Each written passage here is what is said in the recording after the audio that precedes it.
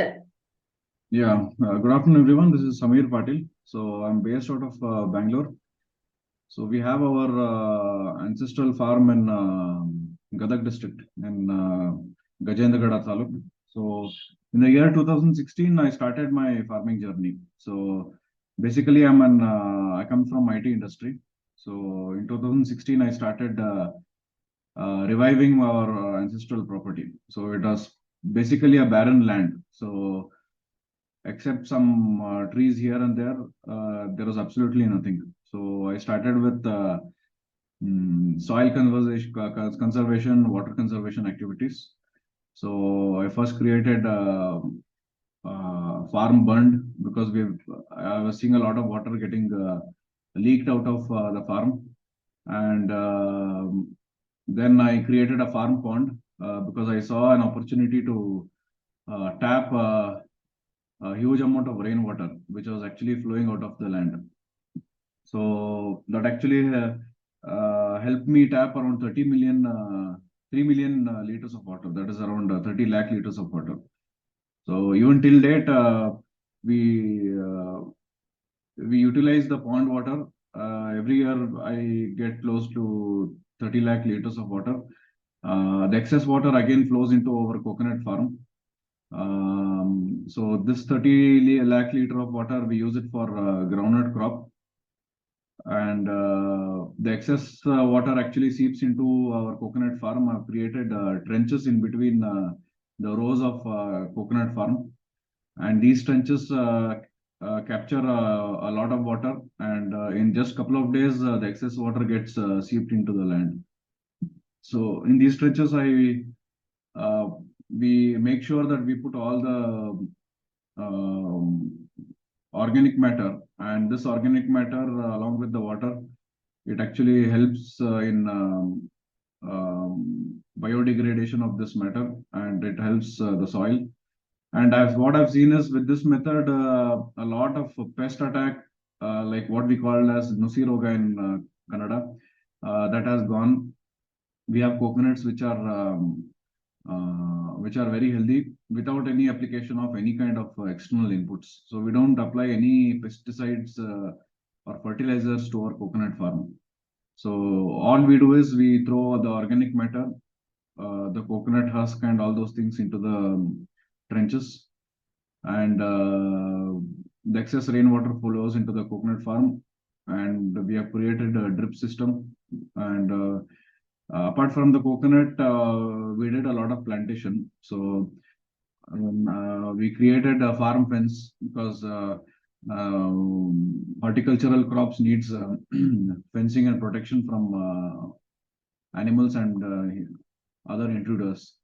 And we planted a lot of different horticultural crops like tamarind, jamun, mango, guava, and jackfruit. So our main commercial interest is a pickle variety, which is called apimidi. So apimidi is an GI tagged mango variety, which actually doesn't turn into a fruit. It actually is a pickle variety. So this is what you can see in the screen. So apimidi is almost extinct in the Malnad region. It originates from the Western Ghats, the Malnad region, and due to heavy deforestation and huge demand for this particular variety, these varieties which were actually found originally in the forest, these have almost become extinct. So recently, in the last 1 decade, there has been a lot of efforts in domesticating this. So the domestication has happened within the western region, western forest region, and apart from that, there is some scale of plantation that is happening outside Malnad region. So we adopted very early to this particular variety. So in the year 2016, I did a large scale plantation. So the plantation is around 500 numbers. So what I can easily say is this is the largest plantation of apimidi anywhere. So anywhere in Karnataka. So this variety is from Karnataka. So I can easily say that this is the largest apimidi plantation anywhere in the world. And in outside Malnad region, that is in dry and arid region, this is the only plantation. Um, so there were a lot of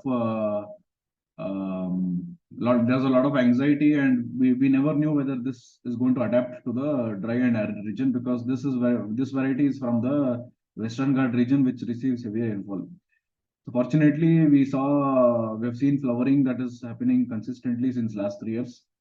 Last year we got a good produce. This year we are going to see a much bigger produce.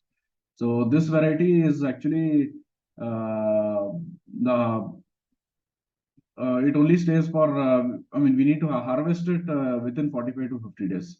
So we don't have to wait for 3 4 months, unlike in fruit variety of mango. The infestation is very less. We don't have attacks from monkeys, because this has a sap which is very dangerous for the skin. So this sap is the one which actually acts as a preservative. So this variety can be preserved in salt for 4 years at least. So we have a huge opportunity to market this variety for 4 years. And since we need to just concentrate for 45 to 50 days from the day of flowering till the harvest, it's very convenient as a commercial crop. So there have been a lot of articles in about apimidi in Kannada magazine last 1 or 2 years. So this was another article on the apimidi, and IIH had organized an apimidi fair, and farmers and pickle manufacturers get together. So this was an article about IIHR event, and this is the apimidi variety from our farm.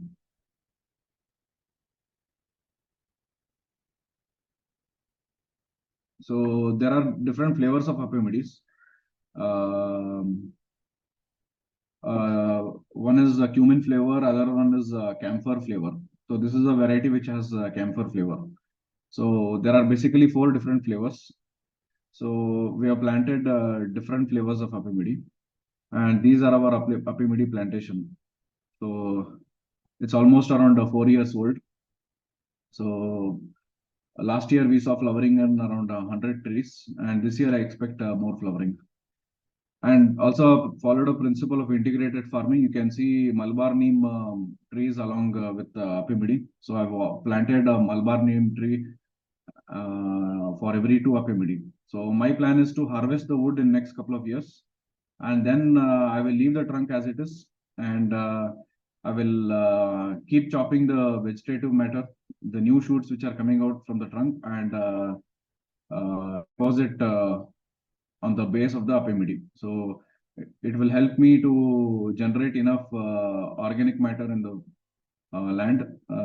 This Malabar neem is rich in nitrogen, so it can act as a natural nitrogen supplier.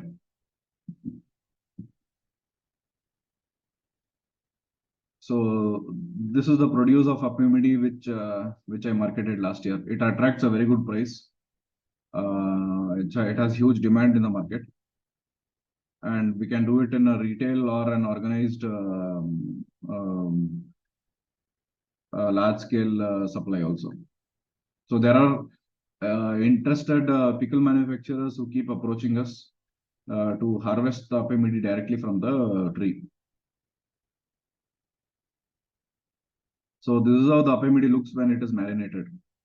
So this can stay for up to 4 years, and we don't have to worry about marketing it soon after the harvest. We can store it and sell it.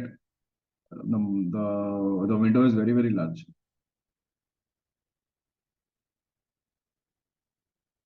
So this is the flowering which we saw last year. So this is the flowering on the apimidi tree.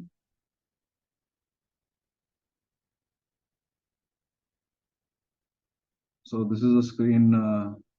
This is a view from our farmhouse. So we have groundnut crop, we have apimidi, we have Malabar neem.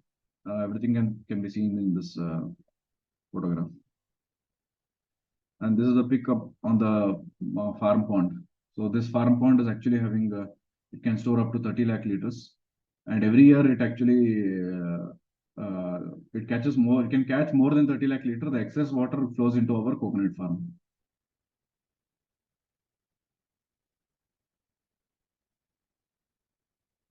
So these are the trenches which carry the rainwater. So whenever it rains, the water flows into this trench. And I've made sure I've planted trees all along with the trench. So this is a man-made trench. We dug this trench when we formed this farm pond. So we have planted trees all along the trench. So the trees will help the trench in retaining its shape. We will not see erosion, and the farm and the trench will help the trees by supplying water. So both are helping each other.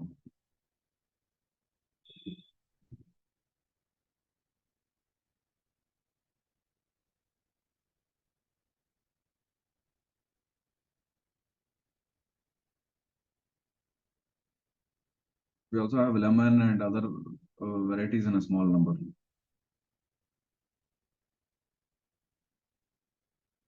So this is another variety of apimidi. So in this particular size, we start harvesting. So this could be around 45 days old. So we harvest the apimidi at this particular stage. We don't allow it to fruit because it doesn't fruit. Yeah, I think I've explained from my side. You can ask questions. Thank you very much, sir, for an informative presentation. I will take up the questions from the participants now. In the meantime, can you please stop sharing the screen, sir, so that we can see your full video?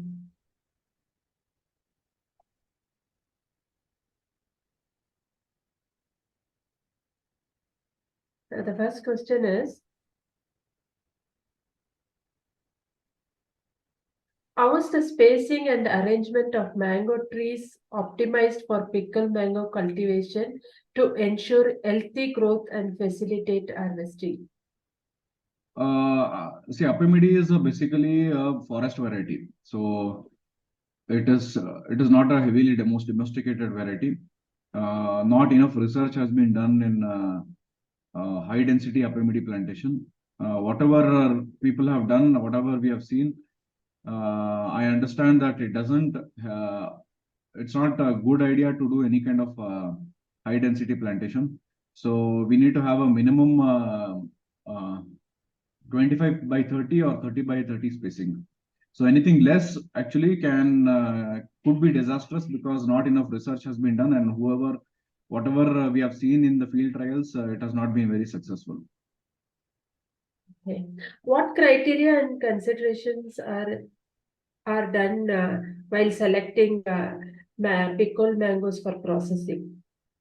Uh, there are 2 to 3 different very important features which we need to observe while choosing the variety. One is the size. The size should be again it depends on customer to customer. If it is a pickle industry customer, then he will look at the small variety, small pickle, small size of the mango midi, because he would want to have larger numbers of midi per kg. So for him, the criteria is to have as small as possible.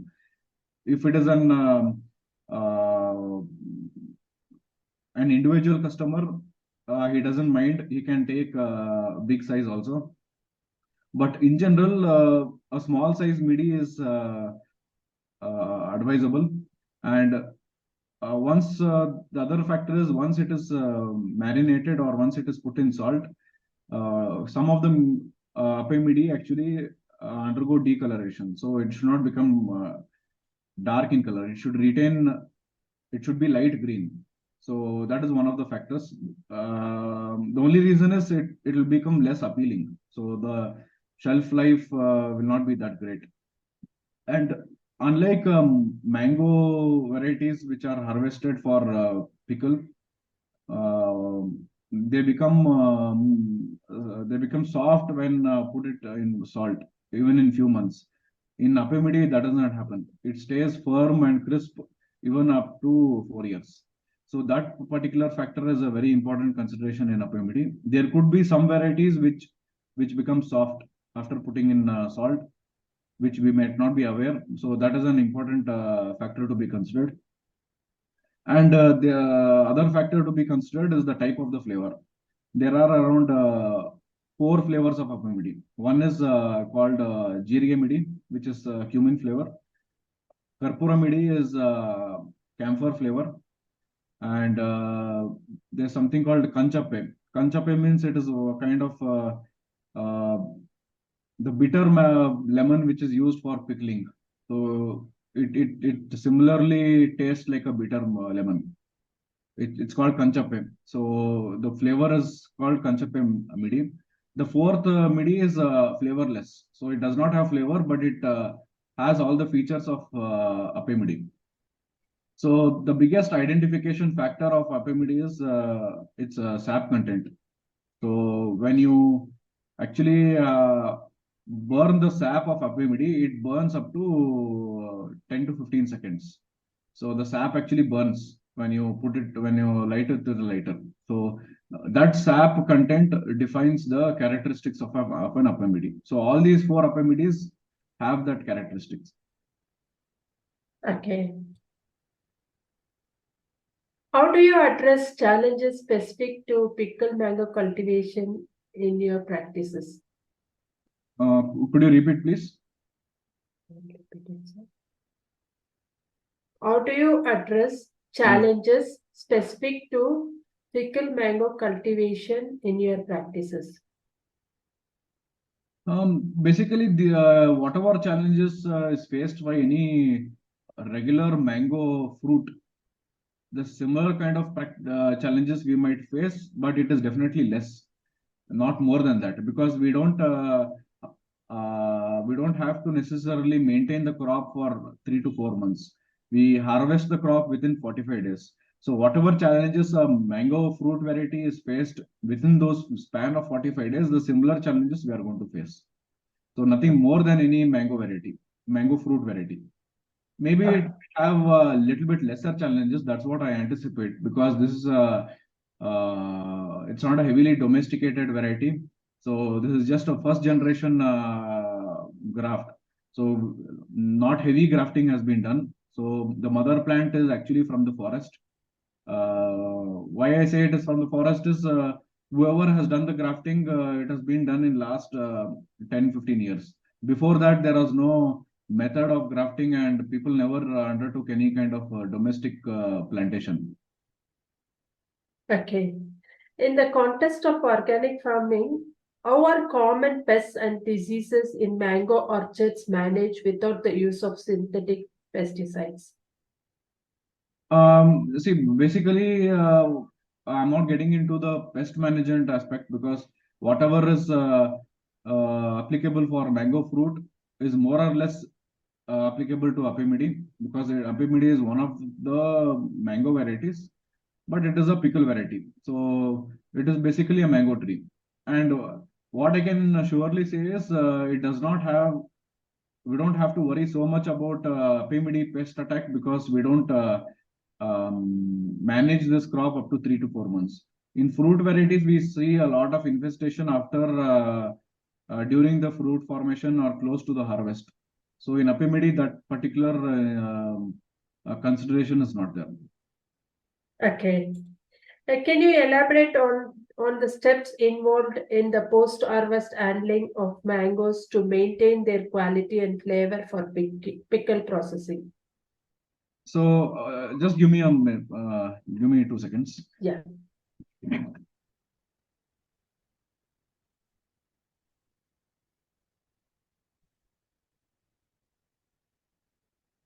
Yeah, there are, as I said, there are 2 methods which we can follow. One is the large pickle manufacturers. If we intimate them, they will come to our farm, they will harvest it, they will bring their laborers, harvest it, and take the produce along with them. Because this particular harvest after it is harvested, we need to put it in salt within 12 hours. That is the only consideration. So if we are not able to invite any pickle manufacturers directly into our farm, what we can do is we can have food grade plastic large containers. We can harvest these apimidi and put it in salt. So once we put it in salt, this uh, this particular variety stays for next 4 years. Okay. What traditional or regional processing methods are unique to pickle mango production? Uh, when we talk about pickle mango production, when we talk about pickling, the next step is the pickling. Once we put it in salt, that is the basic step even the pickle manufacturers are going to do. Suppose we don't have an pickle manufacturer who is able to come to our farm and harvest it. We don't have to worry. We can put it in salt and keep it in salt for the next 4 years. If we want to go next level, we want to uh, create our own pickle brand, then we can worry about whatever ingredients goes into it and whatever process we need to follow as per the pickle industry. Or else we can even if I would prefer marketing this produce as a marinated midi rather than going for a pickle, because a pickle industry is a very complex industry. Taste buds are different, especially in apimidi. People have different homemade flavors. People prefer to do their own pickle rather than buy pickle off the shelf. And there are various other uh, preparations which are done with this apimidi. It's not just the pickle. It is used in doing rasam. It is used in doing chutney and goju and other things. So this apimidi is actually used in various other food preparations, not just pickle. So my preference and my aim is to marinate it in salt and market it as a marinated midi rather than doing a pickle. Okay. How is the balance of sweet, sour, and spicy flavors achieved in organic mango pickles without the use of artificial additives? Mm, See, what happens is in apimidi, when we talk about pickles from other mango or any other, whether it could be mixed pickle, vegetable pickle, or any other pickle, uh, it needs to have an extended shelf life. So, pickle industry generally practices usage of artificial preservatives, use of citric acid and various other things to increase the sourness. In apimidi, it has a natural preservative. Any apimidi pickle, if it is really genuine, there is no need for any preservative and there is no need for any extra additive. So this apimidi by itself, the reason why it is GI tagged and the reason why it is so precious is it needs no preservative. It is self-preserving. It can preserve up to 4 years. So whatever flavors apimidi has, it is very natural. It has a natural preservative. The sap which is actually burning, that is actually the preservative. So that actually helps in preserving the midi for 4 years. Okay. How do you balance traditional farming practices with modern agricultural techniques? I don't use much of modern agricultural techniques. What we use is just tractors for once or twice in a year for tilling the land. Apart from that, I don't apply any chemical fertilizers. I try to apply as much as goat manure, and I have a lot of green manure inputs along with my fence. So I've created a bio fence where we have barbed wire fencing along with uh, gliricidia. Gliricidia is gobarad gida. So Gliricidia is an high nitrogen rich tree. So I planted this along with my farm fence with a distance of 3 feet with each other. So it is serving two purposes. One is it is making my farm fence more stronger, and second thing is I can chop and drop. I can keep chopping the Gliricidia and I can apply it to my land. So that way I'm actually reducing external input cost. I'm utilizing the periphery of my land and I'm increasing my security. So there are multiple benefits out of this.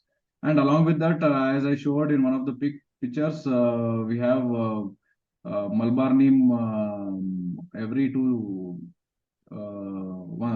spaced one is to two with apimidi.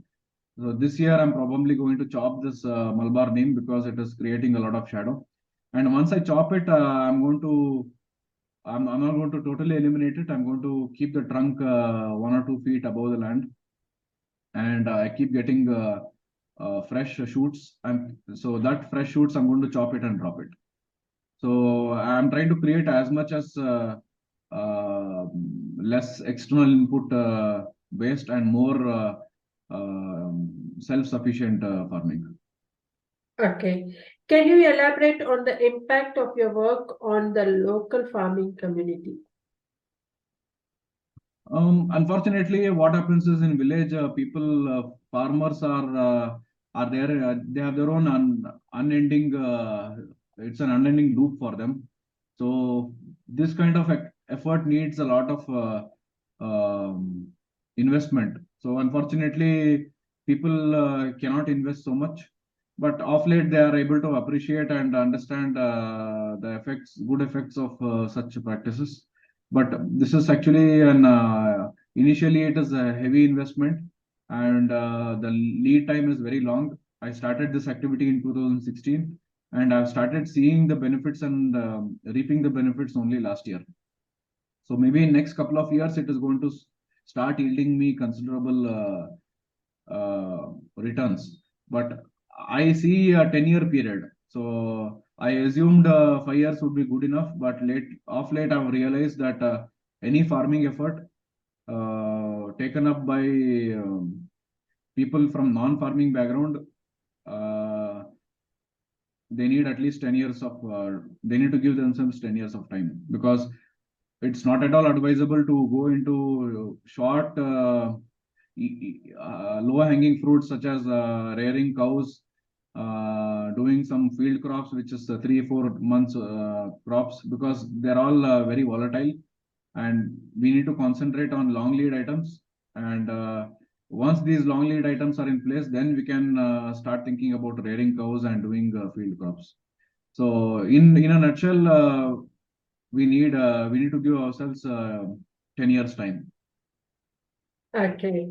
Thank you very much, sir. We have now completed the round of questions. On behalf of agricultureinformation.com, we like to thank Mr. Samir Patil for the talk and for answering the questions.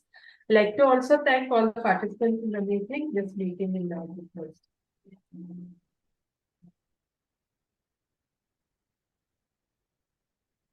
So is the call done? Yes, sir. So I can end the call, right? Yes, sir. Sure. Thank you. Thank you.